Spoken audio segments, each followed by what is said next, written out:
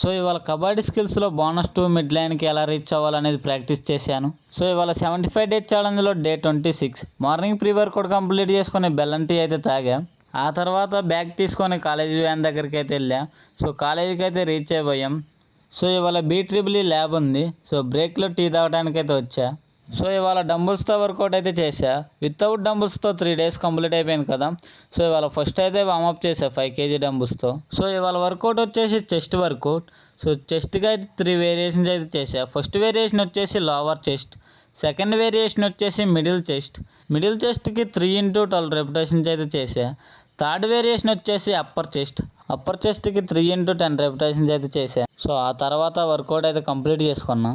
So fresh అయ్యి కొంచెం హెడేక్గా ఉందని టీ అయితే తాగా. సో టుమారో ఫిజిక్స్ ల్యాబ్ ఉంది. ఫిజిక్స్ ల్యాబ్కి రికార్డు కంప్లీట్ అయిపోతేనే ల్యాబ్కి రానిస్తా అన్నారు. సో రికార్డ్ అయితే రాసుకున్నా.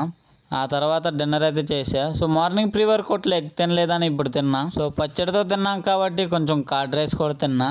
So done for the day 26.